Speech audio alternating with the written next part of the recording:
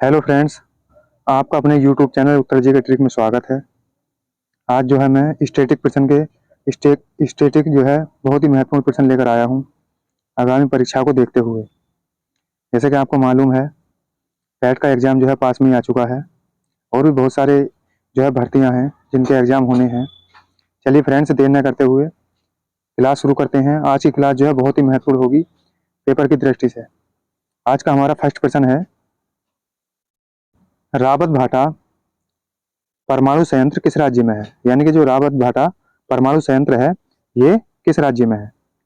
चलिए फ्रेंड्स, इसका सही आंसर देखते हैं। सही आंसर होगा इसका सी, यानी कि रावत भाटा जो है हमारा परमाणु संयंत्र, ये राजस्थान के अंदर है।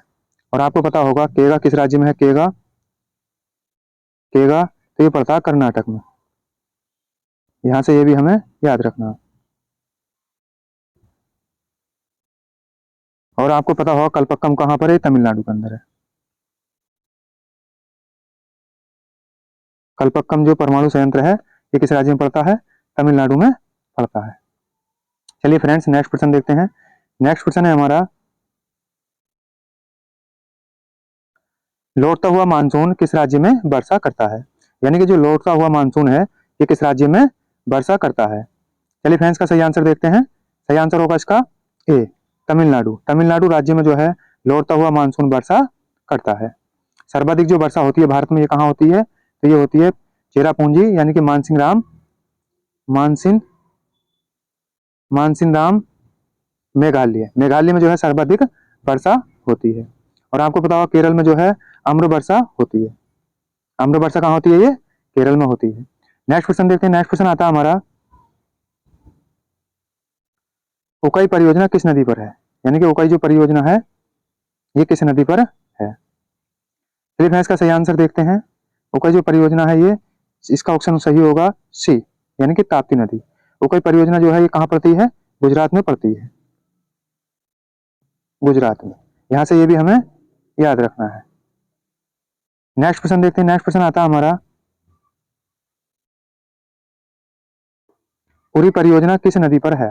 यानी कि उरी परियोजना जो है ये किस नदी पर है? चलिए फ्रेंड्स, इसका सही आंसर देखते हैं। सही आंसर होगा इसका सी, झेलम नदी पर। यानी कि उरी जो परियोजना है ये झेलम नदी पर है। और कहाँ पड़ती है? ये जम्मू कश्मीर। यहाँ से ये भी याद रखना है। सतलज पर आपको पता होगा भाखड़ा नागल परियोजना कौन सी नदी पर है? तो ये सतलज नदी पर है। भाखड़ा नागल ये परियोजना तो है किस पर है? सतलज पर। ब्यास पर जो है ब्यास कुंड है। ब्यास कुंड, यहाँ से ये भी याद रखना है। चिनाब पर आपको पता होगा दुलहस्ती परियोजना। दुलहस्ती परियोजना जो है किस पर है? चिनाब नदी पर है। चलिए फ्रेंड, नेक्स्ट क्वेश्चन देखते हैं। नेक्स्ट क्वेश्चन आता है हमारा,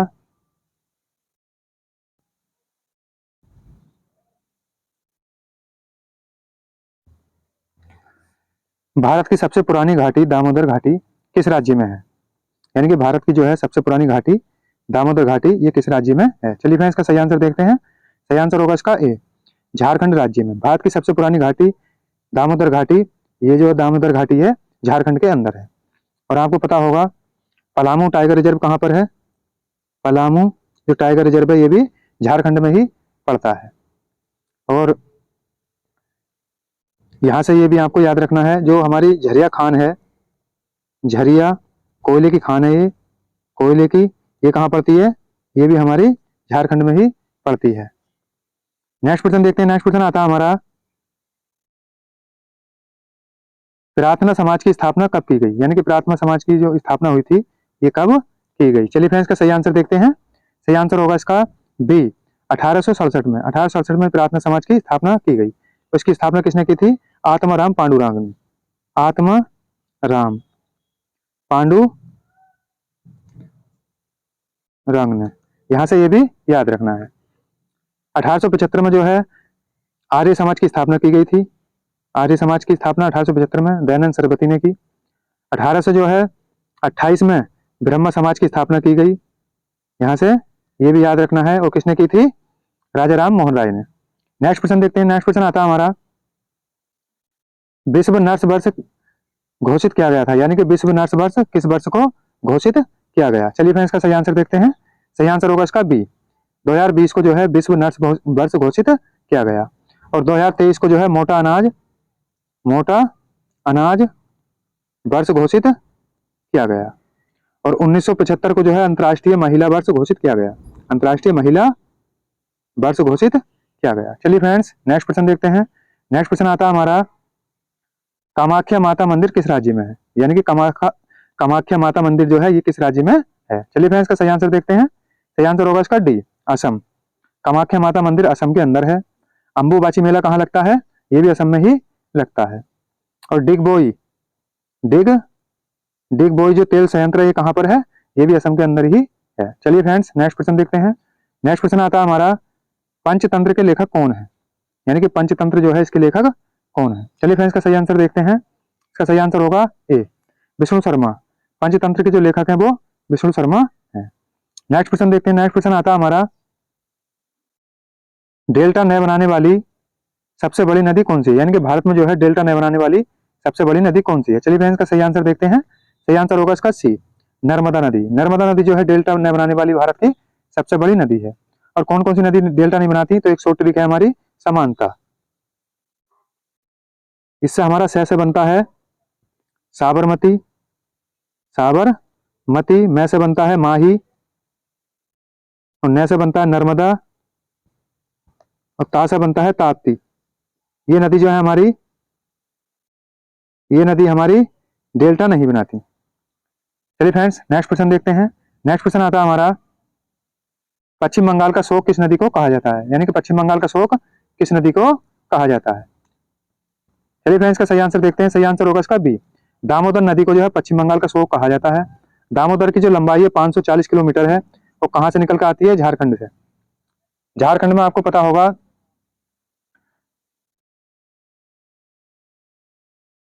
जो झारखंड का सबसे ऊंचा पर्वत है उसका क्या नाम है? आपको कमेंट्स बॉक्स में बताना है, जहां से दामोदर नदी निकल कर आती है। पश्चिम बंगाल में जो है इसे यानी कि वहां की फसलों को नष्ट करती है, इसलिए जो है पश्चिम बंगाल का इसे शोक कहा जाता है। झेलम नदी को जो है आपको पता होगा जम्मू कश्मीर का शोक कहा जाता है, ये भी यहाँ से याद रखना है। और आपको पता होगा कोसी जो है ये बिहार का शोक कहा जाता है। बिहार का शोक किसे कहा जाता है? कोसी नदी को। चलिए फ्रेंड्स नेक्स्ट क्वेश्चन देखते हैं। नेक्स्ट क्वेश्चन है हमारा, प्राथमिक क्षेत्र का संबंध किससे है? यानी कि प्राथमिक जो क्षेत्र है हमारा इसका संबंध किससे है? चलिए फ्रेंड्स का सही आंसर देखते हैं। सही आंसर होगा इसका बी, कृषि। प्राथमिक क्षेत्र का जो संबंध है कृषि से है। और जो हमारा द्वितीय क्षेत्र इसका संबंध जो है उद्योग से है। और तृतीय क्षेत्र का जो संबंध है हमारा सेवा से। यहाँ से ये भी याद रखना है, यानी कि प्राथमिक क्षेत्र का कृषि से हो गया, द्वितीय क्षेत्र का उद्योग से, और तृतीय क्षेत्र का सेवाओं से। चलिए फ्रेंड नेक्स्ट क्वेश्चन देखते हैं। नेक्स्ट क्वेश्चन आता है हमारा, भारत रत्न पुरस्कार की शुरुआत भारत में कब की गई? यानी कि भारत में जो है भारत रत्न पुरस्कार की शुरुआत कब की गई थी? चलिए फ्रेंड्स का सही आंसर देखते हैं। सही आंसर होगा इसका सी, 1954 में। यानी कि भारत रत्न की शुरुआत कब हुई थी? 1954 में की गई थी। नोबेल पुरस्कार की जो शुरुआत हुई थी 1901 में, ये भी यहाँ से याद रखना है। और आपको पता होगा ज्ञानपीठ पुरस्कार की जो शुरुआत हुई थी तो ये हुई थी 1965 से, यहाँ से ये भी याद रखना है। और जो हमारे साहित्य के क्षेत्र में पुरस्कार दिए जाते हैं, सरस्वती, व्यास सम्मान, इनकी जो शुरुआत हुई थी 1991 से, यहाँ से ये भी याद रखना। चलिए फ्रेंड्स नेक्स्ट क्वेश्चन देखते हैं। नेक्स्ट क्वेश्चन है हमारा, हिंद महासागर का गहरा बिंदु कौन सा है? यानी कि हिंद महासागर का जो है सबसे गहरा बिंदु कौन सा है? चलिए फ्रेंड्स का सही आंसर देखते हैं। सही आंसर होगा इसका बी, सूडा गर्त। हिंद महासागर का जो सबसे गहरा बिंदु है वो सूडा गर्त है। और ये मैरियाना जो गर्त है ये प्रशांत महासागर का सबसे गहरा बिंदु है। प्रशांत महासागर का सबसे गहरा बिंदु कौन सा है? मैरियाना गर्त। और सूडा गर्त जो पड़ती है ये हिंद महासागर का सबसे गहरा गर्त है। चलिए फ्रेंड्स नेक्स्ट क्वेश्चन देखते हैं। नेक्स्ट क्वेश्चन आता है हमारा, वायु दाब मापन यंत्र कौन सा है? यानी कि जो वायु दाब है हमारा मापन यंत्र कौन सा है? चलिए फ्रेंड्स का सही आंसर देखते हैं। सही आंसर होगा इसका बी, यानी कि बैरोमीटर। बैरोमीटर जो है वायु दाब मापन यंत्र है। सोनार से जो है खोई हुई वस्तु का पता लगाया जाता है, जो हमारी वस्तु खोई जाती है। और समुद्र की जो गहराई मापी जाती है तो वो किस में मापी जाती है? हाइग्रोमीटर में। चलिए फ्रेंड्स नेक्स्ट क्वेश्चन देखते हैं। नेक्स्ट क्वेश्चन आता है हमारा, सबसे तेज घूमने वाले तारों को क्या कहा जाता है? यानी कि जो है सबसे तेज जो तारे घूमते हैं इन्हें क्या कहा जाता है? चलिए फ्रेंड्स, का सही आंसर देखते हैं। सही आंसर होगा इसका सी, यानी कि पल्सर। पल्सर जो है सबसे तेज घूमने वाले तारों को कहा जाता है।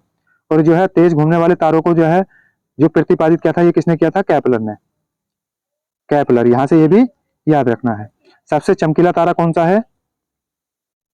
चमकीला तारा तो ये है हमारा साइरस। नेक्स्ट क्वेश्चन देखते हैं। नेक्स्ट क्वेश्चन है हमारा, सूचना का अधिकार अधिनियम कब पारित किया गया था? यानी कि सूचना का जो अधिकार था, यह अधिनियम कब पारित किया गया था? चलिए फ्रेंड्स, का सही आंसर देखते हैं। सही आंसर होगा इसका ए, यानी कि अधिनियम 1905 को जो है सूचना का अधिकार अधिनियम पारित किया गया था। और अधिनियम 2006 में जो है आपको पता होगा नरेगा नरेगा एक्ट ये लागू किया गया। 2009 का जो अधिनियम है, तो आपको पता होगा ये शिक्षा का अधिकार पारित किया गया था। शिक्षा का अधिकार। नेक्स्ट क्वेश्चन देखते हैं। नेक्स्ट क्वेश्चन आता है हमारा, उत्तर प्रदेश की सबसे बड़ी नहर कौन सी है? यानी कि उत्तर प्रदेश की जो है सबसे लंबी नहर कौन सी है? चलिए इसका सही आंसर देखते हैं। सही आंसर होगा इसका बी, यानी कि शारदा नहर जो है उत्तर प्रदेश की सबसे बड़ी नहर है। और भारत की सबसे बड़ी नहर कौन सी है? तो ये है हमारी इंदिरा गांधी नहर। और आपको पता होगा सुएज नहर जो है ये भूमध्य सागर को लाल सागर से जोड़ती है। भूमध्य सागर को लाल सागर से, यहां से ये भी याद रखना है। नेक्स्ट क्वेश्चन देखते हैं। नेक्स्ट क्वेश्चन आता है हमारा, मोर को राष्ट्रीय पक्षी कब घोषित किया गया? यानी कि मोर को जो है राष्ट्रीय पक्षी बनाया गया था, और ये कब बनाया गया था? चलिए फ्रेंड्स, का सही आंसर देखते हैं। सही आंसर होगा इसका डी, 1963 में। 1963 में मोर को राष्ट्रीय पक्षी बनाया गया। और आपको पता होगा जो हमारी गंगा नदी है से राष्ट्रीय नदी का दर्जा कब मिला था? 2008 में। ये भी यहाँ से याद रखना है। नेक्स्ट क्वेश्चन देखते हैं। नेक्स्ट क्वेश्चन आता है हमारा, प्रकृति में मुक्त अवस्था में पाई जाने वाली तत्व कौन सा है? यानी कि प्रकृति में जो है हमारा मुक्त अवस्था में पाए जाने वाला तत्व कौन सा है? चलिए फ्रेंड्स, का सही आंसर देखते हैं। सही आंसर होगा इसका ए, ग्रेफाइट। अगर तत्व की बात करें तो ग्रेफाइट है, और धातु की बात करें तो हीरा है। ये भी यहाँ से याद रखना है। तो इसका आंसर कौन सा सही हो जाएगा? ए। नेक्स्ट क्वेश्चन देखते हैं। नेक्स्ट क्वेश्चन है हमारा, दूध को गर्म करने पर कौन सा विटामिन निकल जाता है? यानी कि दूध को जब गर्म करते हैं तो कौन सा विटामिन निकल जाता है? चलिए फ्रेंड्स, का सही आंसर देखते हैं। सही आंसर होगा इसका सी, विटामिन सी।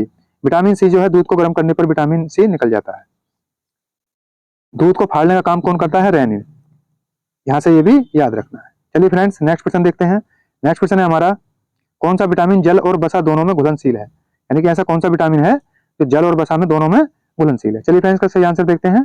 सही आंसर होगा इसका बी, यानी कि विटामिन B7 जो है जल और वसा में घुलनशील है। और B12 जो है आपको पता होगा ये कोबाल्ट, जो कैंसर के मरीज होते हैं उनके लिए जो डोज लगती है, तो वो कौन सी होती है? B12। यहाँ से ये भी याद रखना है। चलिए फ्रेंड, नेक्स्ट क्वेश्चन देखते हैं। नेक्स्ट क्वेश्चन है हमारा, सही सुमलित नहीं है। यानी कौन सा इसमें जोड़ा सही सुमलित नहीं है? ए ऑप्शन में है हमारा, कागजी मुद्रा अधिनियम 1860 में पारित किया गया। बी में आता हमारा हाई कोर्ट अधिनियम 1861 में पारित किया गया। सी में आता हमारा दहेज प्रथा निषेध अधिनियम 1961 में पारित किया गया। डी में आता हमारा जैव विविधता अधिनियम 2002 में पारित किया गया। चलिए फ्रेंड्स, इसका सही आंसर देखते हैं। सही आंसर होगा इसका ए, कागजी मुद्रा अधिनियम जो है 1860 का नहीं है, ये 1861 में पारित किया गया था। और बाकी जो हाई कोर्ट अधिनियम पारित किया गया हमारा 1861 में सही है।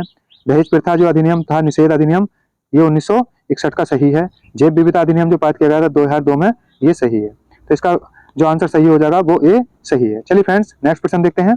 नेक्स्ट क्वेश्चन है हमारा, मैकमोहन रेखा किन दो देशों के बीच है? यानी कि मैकमोहन जो रेखा है ये किन दो देशों के बीच में है? चलिए फ्रेंड्स, इसका सही आंसर देखते हैं। सही आंसर होगा इसका डी, भारत और चीन। भारत और चीन के बीच में जो है मैकमोहन रेखा है। और रेड क्लिफ रेखा जो है ये भारत और पाकिस्तान के बीच में है। चलिए फ्रेंड्स, नेक्स्ट क्वेश्चन देखते हैं। नेक्स्ट क्वेश्चन आता है हमारा, फरक्का परियोजना, फरक्का जो परियोजना है को लेकर किन दो देशों के बीच में विवाद चल रहा है? यानी कि फरक्का परियोजना पर जो विवाद है वो किन दो देशों को लेकर है? चलिए फ्रेंड्स, का सही आंसर देखते हैं। सही आंसर होगा इसका बी, बांग्लादेश और भारत के बीच में जो है फरक्का परियोजना को लेकर विवाद है। और फरक्का परियोजना किस नदी पर है? ये गंगा नदी पर है। और कहाँ पड़ती है? ये पश्चिम बंगाल में। तो इस नदी पर जो है बांग्लादेश और भारत के बीच में विवाद चल रहा है। तो ये थे फ्रेंड्स हमारे 25 बहुत ही महत्वपूर्ण प्रश्न, और मैंने जो है और भी अदर भी स्टैटिक के प्रश्न आपको बताए हैं आगामी परीक्षाओं के लिए। तो कैसी लगी फ्रेंड्स वीडियो अगर अच्छी लगी हो तो इसे ज़्यादा से ज़्यादा शेयर करें, लाइक करें, हमारे चैनल को जो है सब्सक्राइब करें। वीडियो में अंत तक बने रहने के लिए धन्यवाद।